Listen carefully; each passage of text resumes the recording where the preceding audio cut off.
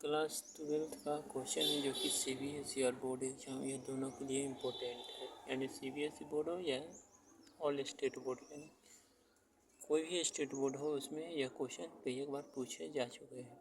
तो हम लोग पढ़ चुके हैं कन्वेक्स सरफेस के लिए ऑब्टेन्ड द इक्वेशन या फॉर्मूला। अब है कॉन्केव सरफेस के लिए पढ़ चुके हैं। अब है कन्वेक्स सरफेस के लिए पढ़ना है। तो कन्वेक्स सरफेस में क्या होता है, यह जो इक्वेशन है वह दो कंडीशन में होती है। एक इमेज है जो वर्चुअल बनते हैं और एक इमेज रियल बनते हैं। तो वर्चुअल की कंडीशन में पहले पढ़ेंगे, फिर रियल वाले कंडीशन में। तो वर्चुअल कंडीशन में सबसे पहले क्या करना है, हमें एक कन्वेक्स सरफेस ड्रॉ कर लिए जो A और B है। A और B है वह कन्वेक्स सरफेस है। इसके मिड पॉइंट है वह P है जो कि पोल हो गया। इसके बाद ये ऑब्जेक्ट है P से O, या ऑब्जेक्ट डिस्टेंस हो गया PO जो कि दिया हुआ है ना। PO equal to minus CO, यानी PO माइनस CO करने का मतलब है जो कि इमेज ऑब्जेक्ट बन रहा है वह इमेज क्या है, वर्चुअल है। और इमेज भी इसका क्या होगा, तो वह माइनस भी, यानी P से I जो है PI वह इमेज बन रहा है। इमेज डिस्टेंस माइनस भी PC है वह है R है प्लस। यानी क्या करना है, पहले नेमिंग देंगे, एक कन्वेक्स सरफेस बना लेंगे। उसके बाद है सबका नेमिंग करेंगे POIC, ठीक है।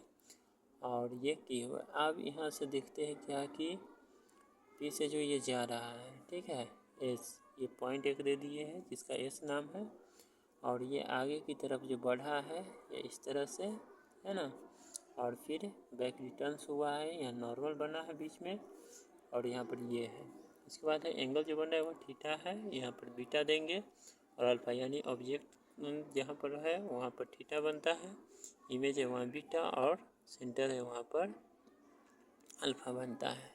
इस कंडीशन में देख रहे हैं क्या कि ये जो है एंगल ऑफ इंसिडेंस होंगे और यह एंगल ऑफ रिफ्लेक्शंस, वह दोनों इक्वल होते हैं, ठीक है। तो एंगल ऑफ इंसिडेंस है OSN और एंगल ऑफ रिफ्लेक्शन हो गया CS, यहाँ नाम दे देंगे CST, ठीक है। तो लिख देंगे यहाँ पर angle of incidence OSN equal to I, है ना। और angle CST equal to R CST। अब इसमें क्या ही कंडीशन में देख रहे हैं, एक SOC, एक क्या बन रहा है, ट्रायंगल फॉर्म बन रहा है। तो लिख, इसी बेस पे हमें प्रूफ भी मिलेगा। तो लिख देंगे नाउ। अब क्या करना है, हमें आगे ये इक्वेशन ऑब्टेंड करना है। तो इसके लिए इस ट्रायंगल में चलेंगे SOC में। तो लिख देंगे नाउ इन ट्रायंगल SOC। तो देखिए SOC में क्या है कि पढ़ चुके हैं 9th बुक में ही मैथ में, एक्सटीरियर एंगल्स इक्वल होते हैं सम ऑफ टू इंटीरियर एंगल। तो एक्सटीरियर एंगल्स यही है OSN या NSO, है ना, इक्वल टू। तो लिख देंगे यहाँ पर angle OSN equal to SO, ठीक है, SOC plus SCO, angle SCO, यानी I equal to alpha plus theta हो गया, ठीक है। इस सिमिलरली फिर इस ट्रायंगल में चलना है SIC में। अगेन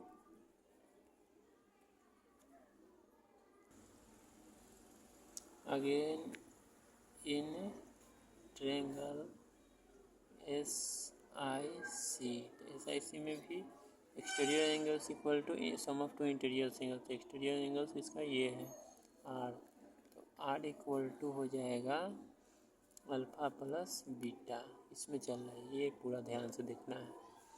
तो अल्फा प्लस बीटा हो गया। अब देखेंगे वी नो डैट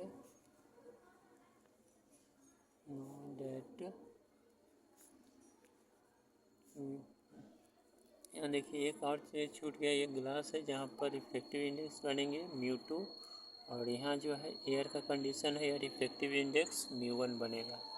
तो यहाँ पर देखेंगे μ1 sine i equal to μ2 sine r. यह स्नेल्स लॉ से पढ़ चुके हैं, ये होता है स्नेल्स लॉ में। तो अब यहाँ पर क्या है कि पैरेक्सियल्स के लिए जो होते हैं ना, लिखेंगे फॉर पैरेक्सियल्स रेज, ठीक है।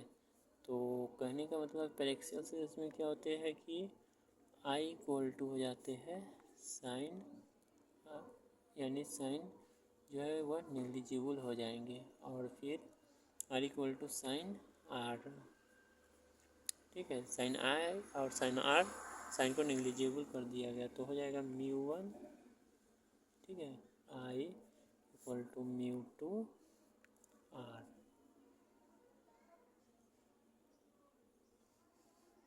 तो यहाँ पर आई का वैल्यू यहाँ दिया हुआ है, इक्वेशन फर्स्ट बना लेते हैं और इक्वेशन सेकंड बन गया। तो आई की जगह लिख देंगे क्या, μ1 अल्फ़ा प्लस थीटा, और μ2 आर की जगह लिख देंगे अल्फ़ा प्लस बीटा, ठीक है।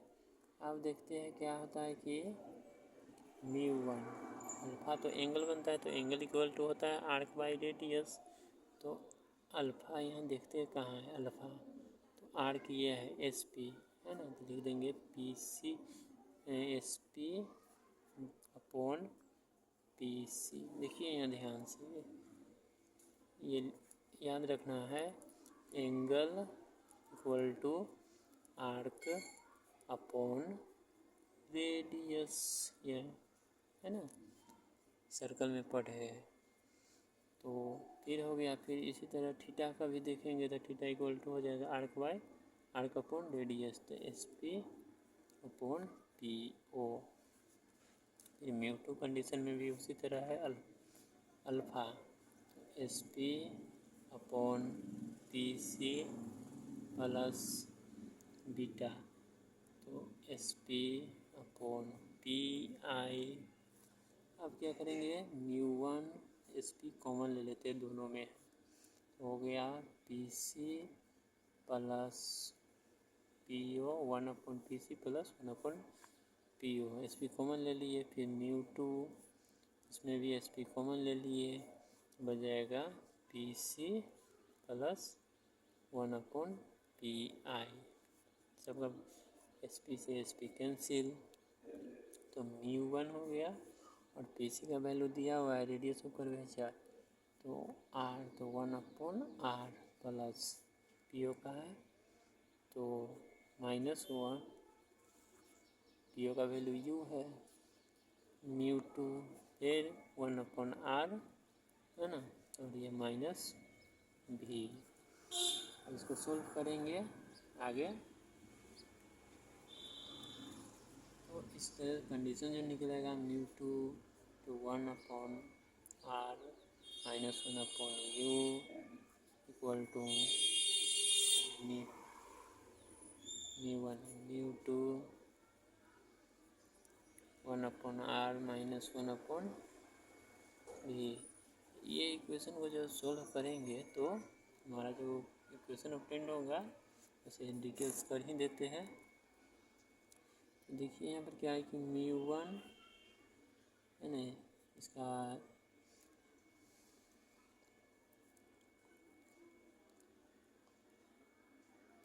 μ1 से मल्टीप्लाई किए तो μ1/R minus μ1/U equal to, multiply कर रहे हैं, μ2/R माइनस μ2/ क्या हो जाएगा V।